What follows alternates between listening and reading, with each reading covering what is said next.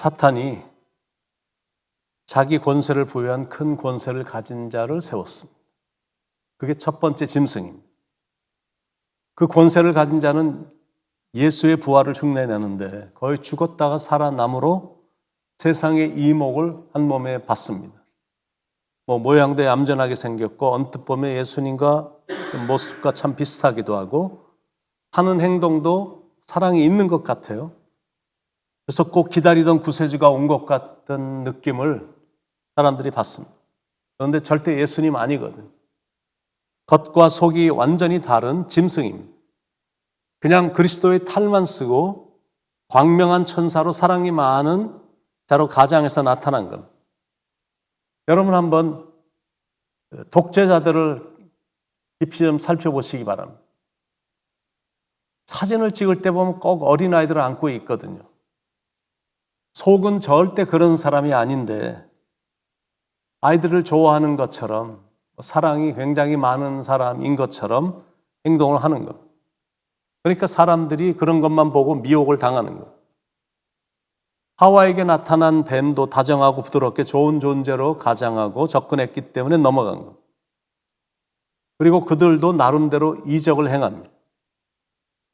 예수님은 그런 사람들을 거짓 선지자로 규정하며 조심하라고 말씀하셨죠. 마태복음 7장 15절에 거짓 선지자들을 삼가라. 양의 옷을 입고 너희에게 나오나 속에는 노략질하는 일이라. 마태복음 24장 23절 24절 그때의 사람이 너에게 말하되 보라. 그리스도가 여기 있다 혹은 저기 있다 해도 믿지 말라. 거짓 그리스도들과 거짓 선지자들이 일어나 큰 표적과 기사를 보여 할 수만 있으면 택하신 자들도 미혹하리라. 요한계시록 13장 13절로 15절에 보면 큰 이적을 행하되 심지어 사람들 앞에서 불이 하늘로부터 땅에 내려오게 하고 짐승 앞에서 받은 바 이적을 행함으로 땅에 거하는 자들을 미혹하며 그가 권세를 받아 그 짐승의 우상에게 생기를 주어 그 짐승의 우상으로 말하게 하고 이런 어떤 이적과 표적, 이사를 행합니다. 그런데 예수님의 경고에도 불구하고 사람들은 자꾸 그런 기적을 행하는 쪽으로 몰리는 겁니다. 그리고 기적을 행하는 사람들을 너무나 대단하게 여깁니다. 그래서 거기에 빠지는데 그런데 처음에는 꿀처럼 그렇게 달콤하더니 점점 깊이 들어갈수록 쑥처럼 쓴 겁니다. 그러다가 어느 순간부터 복종하지 않거나 배신하려고 하면 지독히 잔악해지기 때문에 그들의 말을 듣는 겁니다. 우리에게 주시는 영적 교훈 첫 번째, 예수님의 음성을 듣는 분별력과 지혜가 있어야 된다는 교훈입니다. 그래야 타인의 음성, 이리의 음성, 거짓 선지자의 음성을 따르지 않게 됩니다. 이단에 빠지는 사람들을 보면 워낙 영적인 분별력이 없다 보니까 아무리 말을 하고 경고를 해도 빠지기도 잘하고 그리고 그런 악한 집단에서 전혀 헤어나오질 못합니다. 그만큼 인간은 어리석고 사탄의 파워는 셉니다. 두 번째 영적 교훈은 이적은 나타날 수도 있고 안 나타날 수도 있다는 거예요. 세 번째 교훈은 이적이 다가 아니다라는 거예요. 표적이나 기사나 기적을 일으키는 이런 것들이 다가 아니다라는 교훈입니다. 사탄은 자기가 진리인 척하기 위해서 더 큰 능력과 표적으로 사람을 선동하는데 기적이 전부가 아니거든.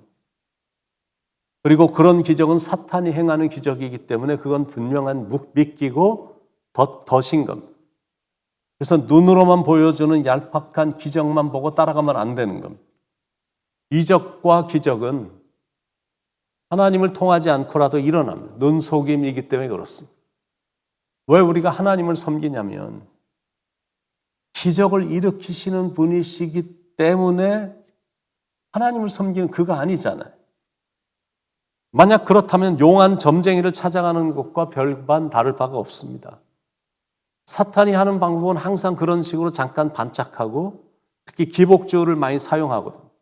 이적과 기사 중심 그리고 기복주의 이런 것들이 참 위험한 겁니다. 이적 신앙이란 기적만이 전부인 거예요.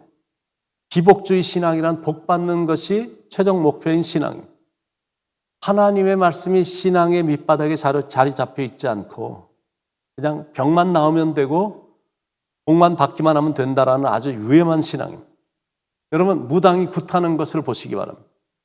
나름대로 권위도 있거든요. 귀신의 권위를 가지고 큰 목소리로 호령합니다. 정성이 부족하다. 정성이 부족하면 복을 받지 못한다. 그러면 사람들은 그가 말하는 복을 받기 위해 돼지 머리 위에 돈을 얹혀 놓습니다. 그리고는 손바닥이 아려올 때까지 열심히 빕니다. 그러면 무당은 자신에게 강림한 귀신의 목소리를 냅니다. 그러니 당연히 사람들이 신기해하죠. 그 다음엔 날이 시퍼런 작두 위를 귀신의 힘을 빌어 맨발로 걷습니다. 심지어 그 날선 작두 위에서 덩실덩실 춤도 춥니다. 그때부터 사람들은 더 두려워합니다. 그런데 비슷한 일이 가끔 교회 안에서도 일어나거든요. 탁자를 치며 목소리를 높여 뭔가를 외칩니다. 때때로 사람들을 웃기기도 하고 노래도 하면서 대단한 원맨쇼를 합니다. 메시지는 언제나 복으로 시작해서 복으로 끝이 납니다. 그리고는 그 복을 얻기 위해 정성이 필요하다라고 말을 합니다. 그러면 열심히 헌금도 하고 기도도 열심히 합니다. 그런데 헌금을 드리는 이유와 기도 내용은 오로지 자기에게 임할 복에 관한 것뿐입니다. 물론 다 그런 거 아니거든요. 그런데 그런 식의 신앙생활을 하는 사람들도 있는 게 사실입니다. 그들의 최종 관심은 저 땅이 아니라 이 땅에서 복을 받는 것.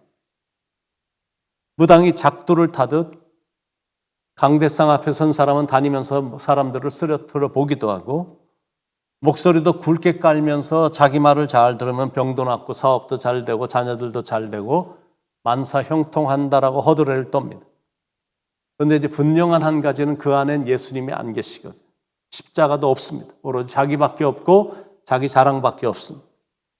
그런데 예수의 이름을 부르며 그 짓을 하는 겁니다.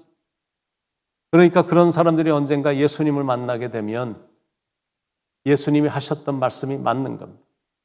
그날에 많은 사람이 나더러 이르되 주여 주여 우리가 주의 이름으로 선지자 노릇하며 주의 이름으로 귀신을 쫓아내며 주의 이름으로 많은 권능을 행하지 아니하였나이까 하리니 그때 내가 그들에게 밝히 말하되 내가 너희를 도무지 알지 못하니 불법을 행하는 자들아 내게서 떠나가라 하리라. 예수의 이름으로 뭔가를 하긴 하지만 그냥 예수 이름만 사용한 것뿐이고 예수의 모습으로 가장한 것뿐입니다. 그런 행동이 얼마나 하나님 앞에서 득지하는 일인지도 전혀 모른 채 쇼를 벌이고 있는 것. 예수님이 우리 때문에 오셨다라는 메시지에는 별로 관심이 없고 예수님이 십자가에서 죽으실 수밖에 없었다는 사실에 대해서도 전혀 관심이 없습니다. 그냥 복만 달라고 우기고 있는 겁니다. 그러니까 그건 기독교가 아닌 거죠. 사탄이 어린 양의 모습으로 가장하고 쇼를 하고 있는 겁니다. 근데 가끔 그런 곳에서도 기적이 일어나니까 대단한 존재인 줄 알고 사람들이 거기에 속아 넘어가는데 그 사람은 양이 아니라 용입니다. 그것도 아주 잔인한 용입니다. 영혼에 대한 사랑도 영혼에 대한 구원의 열정도 없습니다. 그 영혼이 망하든지 지옥에 떨어지든지 아랑곳하지 않습니다.